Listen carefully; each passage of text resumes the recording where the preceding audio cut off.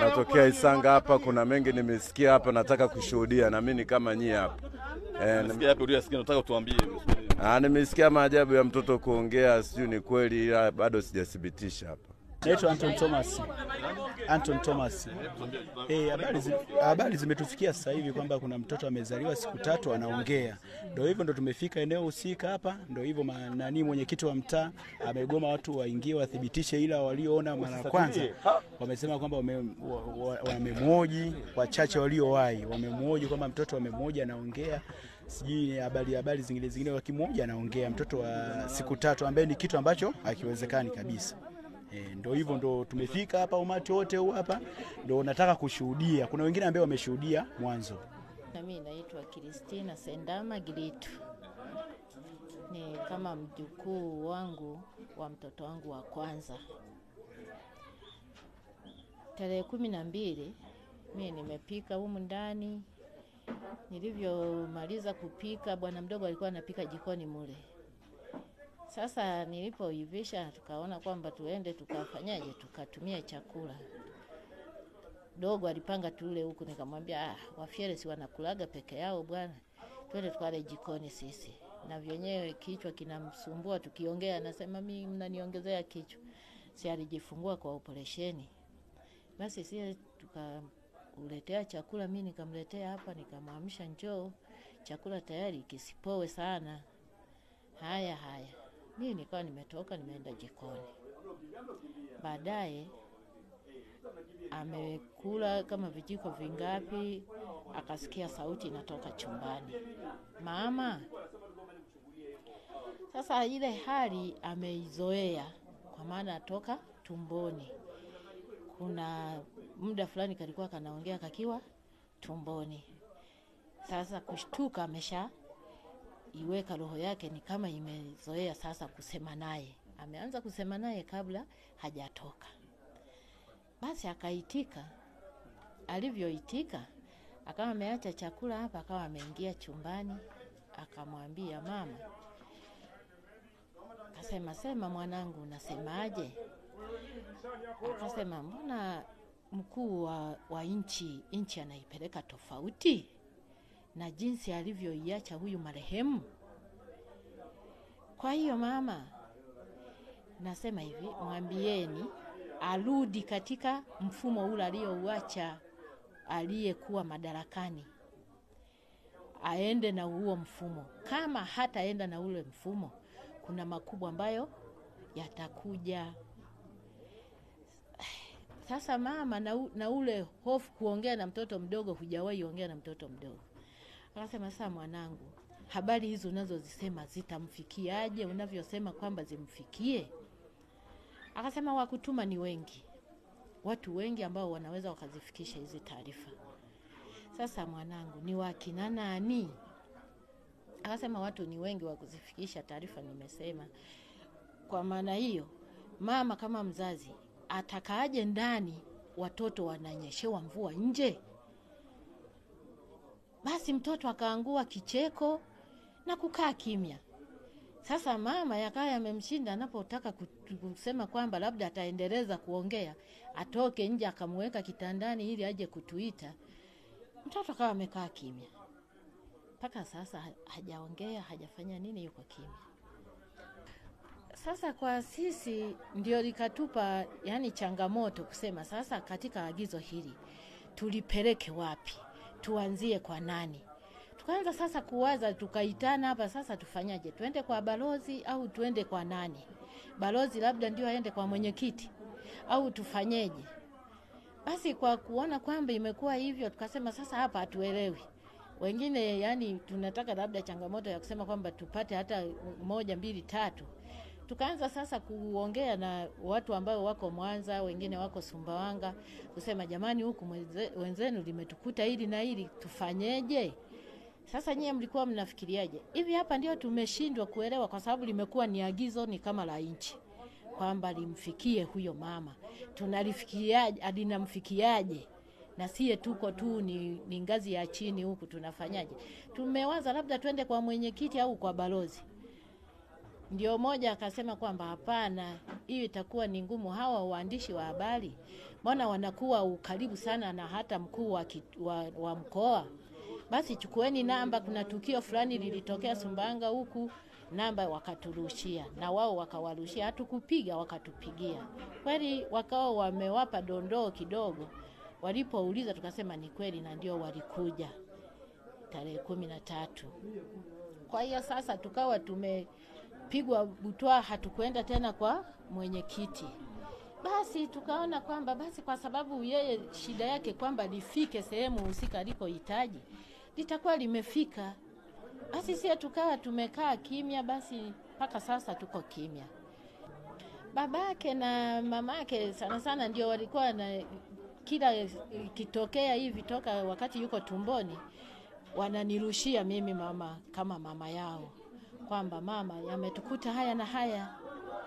Basi na mimi ninapolitafakari na kuwapa nguvu kusema kwamba hayo tuliwahi kuyasikia, ijapo nilikuwa sijawahi kuona kwenye macho yangu. Kwa hiyo tuliwahi sikia kwamba watu wage na kuwa hivyo, lakini mimi kwa macho yangu nilikuwa sijawahi ona. Sasa ni jambo la kumuomba tu Mungu kabla ya kusema kwamba sijui nini. Kikubwa mamake kama ni mzima, basi tusubiri jinsi Mungu alivyoandaa, kwa maana mtoto hajawekwa na mwanadamu, amemweka ni Mungu, kama jinsi alivyozaa watoto wengine na kama mimi nilivyowazaeni. Basi nikawa nawatia moyo tu hivyo hivyo. Naitwa Eliza James Magire. Kabila ni Msukuma. Ndio. Tuambie mtoto aliongea nini? Ilikuwa ni tarehe 12 ambayo ni juzi. Ilikuwa ni saa 2 usiku. Mtoto alipaza sauti nikiwa nakula chakula hapa. Mtoto alikuwa amelala chumbani. Kweli ni jambo la kustaajabu kwa mimi kama mimi. Si jambo rahisi kwangu ama ni jambo jepesi kwangu.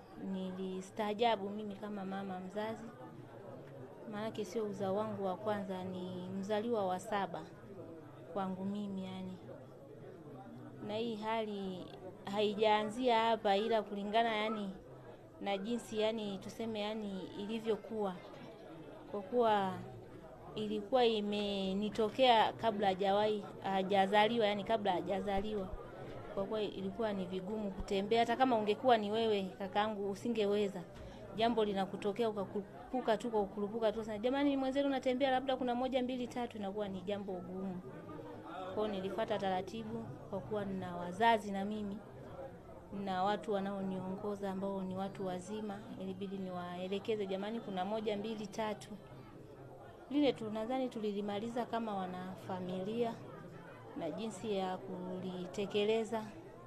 Sasa hili la juzi nilistaajabu kwa sababu gani limekuwa yani la taifa.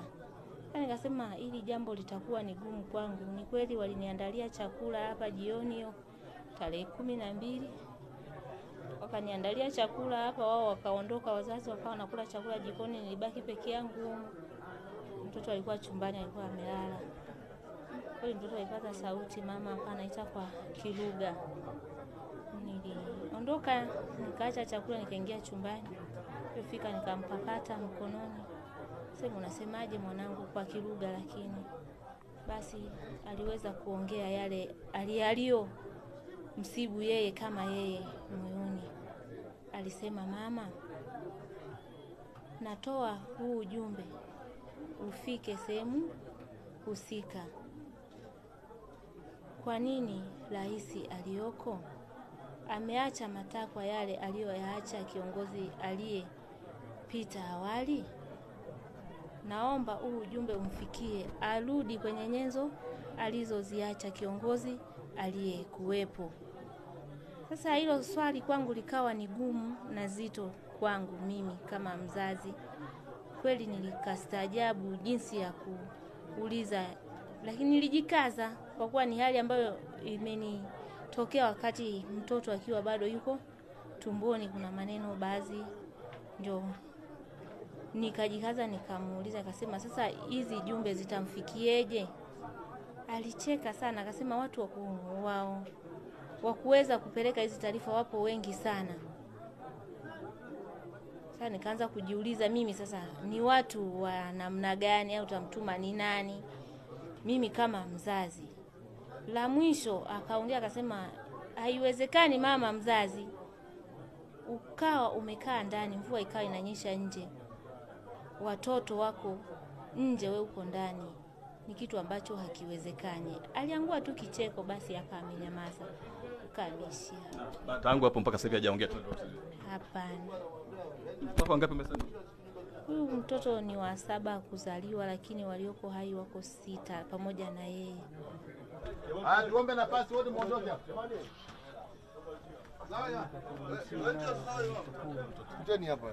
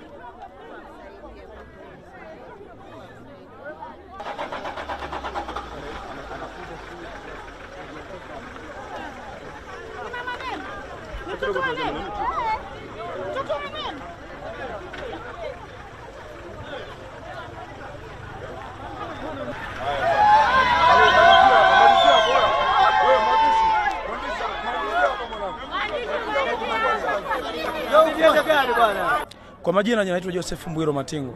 Ikiwa tukio la leo imekuwa ni tukio la kushangaza kweli kweli. Haiwezekani mtoto wa siku 4 inakuwa anaongea na anataka aonane na mheshimiwa. Na maanisha Samia Suluhu Hassan, Rais wa Jamhuri ya Muungano wa Tanzania. Inakuwa ni ngumu sana kwa mtu yeyote kushuhudia jambo kama hili hapa. Tunaomba tu mama kama mama aje ajitokeze, amsikize mtoto anaongea anataka jambo gani ili mama msikilize.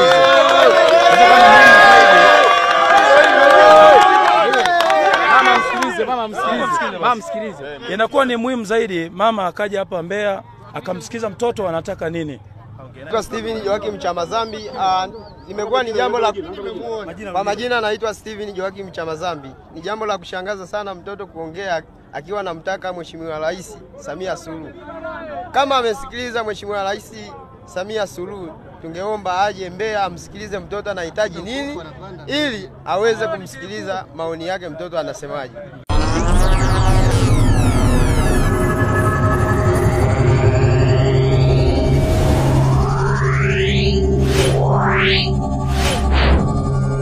Yeah.